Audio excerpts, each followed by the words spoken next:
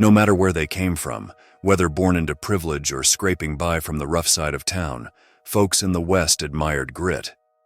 It didn't matter if that toughness belonged to a lawman or an outlaw. Few stories captured that rugged spirit better than the tale of the Marlow Brothers, who faced down a vigilante mob while shackled together. On the night of January 19, 1889, George, Charlie, Alf, and Ep Marlow were chained in pairs with two other prisoners, being hauled out of Graham, Texas. The brothers stood accused of killing a well-liked local sheriff and were being moved under the cover of darkness to another town to avoid an angry mob bent on lynching them. The lead wagon carrying the Marlow brothers was driven by Fleet Martin, while a second wagon followed behind with Deputy U.S. Marshal Edward Johnson and 3 guards. Bringing up the rear was a buggy holding 4 more armed guards. As the convoy reached Dry Creek and began crossing the shallow water, a group of masked men suddenly burst from the brush, yelling for the wagons to stop. "There they are!" shouted Martin as he leapt from the lead wagon. When Deputy Marshal Edward Johnson saw his guards turn tail and join up with the vigilantes, he wasted no time. Drawing his gun, he opened fire, managing to hit one of the traitorous guards before a bullet tore through his hand. Already missing his other hand from an old gunfight, Johnson found cover and kept himself in the fight as best he could. Meanwhile, the Marlow brothers and the other 2 prisoners sprang into action. Shackled and unable to run, they scrambled to the second wagon where the guns were stashed. Taking position behind the wagons, the prisoners returned fire, standing their ground against the vigilantes. Their bullets found their mark, killing Bruce Wheeler, the vigilante leader, along with another attacker. But the fight came at a heavy cost. Alf Marlow was cut down, his body riddled with 15 bullet wounds. Ep Marlow soon followed, struck down by enemy fire. George and Charlie Marlow persisted regardless of the deaths of their brothers. George kept his gun blazing even though he had a wound to his hand. The 2 remaining brothers stood back to back, firing shot for shot against the mob, defiant to the bitter end. A shotgun blast tore into Charlie, hitting him in the head and chest. "Come on, you yellow-bellied cowards," George hollered, defiant as ever. "We've got plenty of ammo and not a scratch on us. Let's see what you've got." One of the vigilantes, Frank Harrison, stepped forward, firing his revolver as he approached. George leveled his rifle and dropped him in his tracks. Charlie spotted another vigilante taking aim and quickly shot him down too. The mob lost its nerve and scattered, leaving George and Charlie still shackled to the lifeless bodies of their brothers. In a desperate bid for freedom, George searched one of the dead vigilantes and found a knife.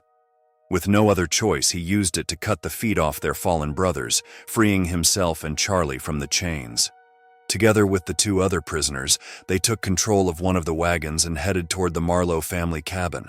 Along the way, they stopped at a farmhouse to break their leg irons. One of the prisoners decided to strike out on his own, but the other stayed with the brothers. Once at their family cabin, George and Charlie waited for the law to catch up to them, knowing their battle wasn't over yet. Dr. Williamson Marlow was a restless soul with a case of wanderlust that kept his family on the move.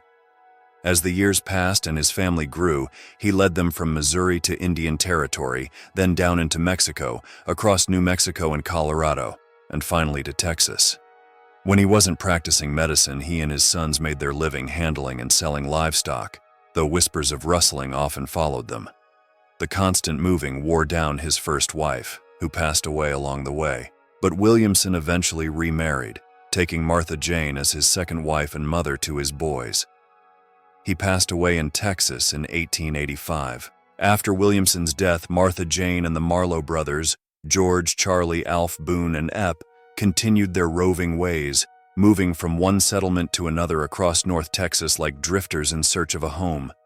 The family was in danger in late 1885 after Boone killed a cowboy in Vernon, Texas. Boone fled to Colorado, where a court later cleared him of murder on the grounds of self-defense. The rest of the Marlows followed Boone to Trinidad, Colorado, reuniting as a family once again. From there, the Marlows ventured into Indian Territory and staked out a homestead along the Chisholm Trail, determined to carve out a new life despite their troubled past. The Marlow family made their way by selling horses to the U.S. Army at Fort Sill. Rumors spread among Texan drovers, claiming that some of the horses and cattle the Marlows sold had been rustled from their trail herds as they drove them toward Kansas railheads. But there was little the Texas authorities could do, as the Indian Territory lay beyond their reach.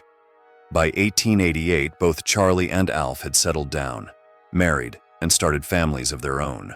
They were working for a Kiowa chief named Sunboy near Fort Sill, while the other Marlow brothers continued to handle horses and cattle as they always had.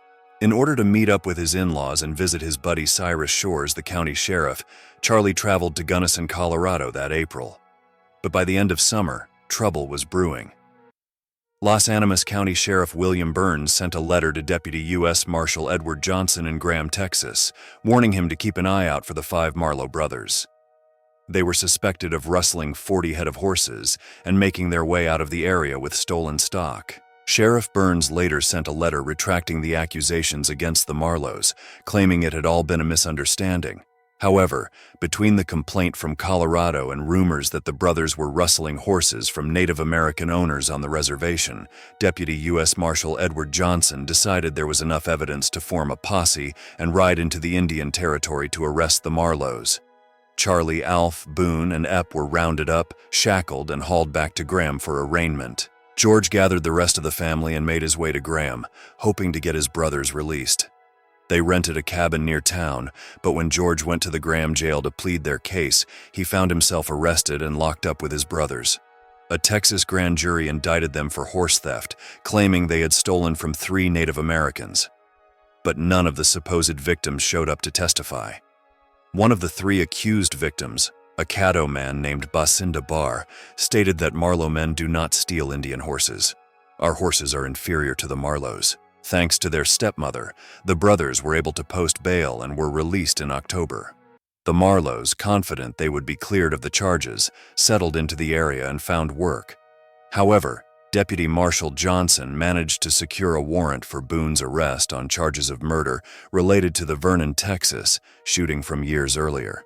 The brothers had a friend in young County Sheriff Marion Wallace, though Wallace and Johnson had a bitter rivalry. Wallace was well liked in the surrounding communities, and it was he who tipped off the Marlow family about Johnson's plans.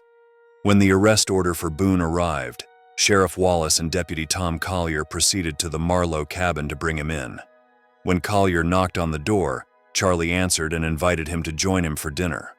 When Collier intervened, he saw Boone and said, "I've come for you, Boone." Then he pulled out his revolver and fired, missing. Reacting quickly, Boone snatched up his Winchester and returned fire. One bullet grazed Collier, but the second struck Wallace in the side, delivering a fatal wound. Epp rode into town to fetch a doctor. Meanwhile, Collier began telling anyone who showed up at the cabin that it was Charlie who had shot Sheriff Wallace, though he later told the doctor that Boone had been the one to fire the fatal shot. Boone, seeing the danger, mounted a horse and fled into the Indian Territory. Though George and Alf were miles away when the shooting happened, they, along with Charlie and Epp, were arrested as accomplices. Bail was set at $1,000 for each of them. Wallace passed away on Christmas Eve and Collier took over as the new sheriff. After hearing their jailers discuss lynching them, the brothers decided to attempt an escape. They managed to get a knife from another prisoner and cut through the wall of their cell. On January 4th, 1889, they broke free, but were quickly recaptured, shackled together and thrown back in the cell. On January 17th, a mob broke into the jail, and the jailer let them inside. The vigilantes tried dragging the brothers out, but the Marlows fought back fiercely. Bob Hill charged in and grabbed Charlie, but Charlie fought him off, beating him badly. Hill's head struck the wall in the struggle, and he later died from the injury. Alf grabbed a lead pipe and used it to drive the mob back. In the end, the vigilantes gave up and scattered. On the night of January 19, 1888, Johnson made the decision to sneak the brothers and 2 other prisoners out of town and transport them to Weatherford, Texas, leading them straight into the ambush at Dry Creek. After surviving the ambush, the 2 brothers awoke to find their cabin surrounded by Collier and his posse. They swore they'd only surrendered to a U.S. Marshal. For 2 long days, the posse laid siege to the cabin until at last the U.S. Marshal arrived and escorted them away, still in custody but safely out of harm's way. Their brother Boone wasn't so fortunate. He had a $1,500 bounty on his head, and on January 29, 1889, his lifeless body was brought in, riddled with bullets. Boone was later found to have been poisoned, despite bounty hunters' claims that he had resisted arrest. The bounty hunters were taken prisoner. The citizens of Graham were left in shock by the cold-blooded ambush, leading to the indictment of several vigilantes. Their trial was scheduled for October. In March, George and Charlie were cleared of the horse theft charges, but were ordered to remain in Dallas as federal witnesses for the upcoming trial of the mob. But Charlie learned that Collier was wanted for the murder of Sheriff Wallace and that a warrant was issued for his arrest. The Marlows decided to skip out of Dallas, making their way to Ridgway, Colorado to escape the law. On May 22, 1891, Texas Governor Big Jim Hogg issued an arrest warrant for the Marlows, sending the famed Texas Ranger Captain Bill McDonald and another ranger to bring them back from Colorado. However, local lawmen and the folks in the town refused to let the Rangers take the Marlows back to Texas. To avoid bloodshed, a deal was struck. The Marlows would remain federal witnesses for the upcoming mob trial and be allowed to stay in Colorado. The brothers later became successful ranchers and eventually took on roles as lawmen themselves in the state. When federal judge A.P. McCormick sentenced one of the mob members in 1891, he said that this was the only time in history that shackled, unarmed prisoners had ever opposed a mob. Such cool courage that chose to fight against overwhelming odds and die, if need be, in glorious battle, rather than perish ignominiously at the hands of a frenzied mob, deserves to be immortalized in song and story.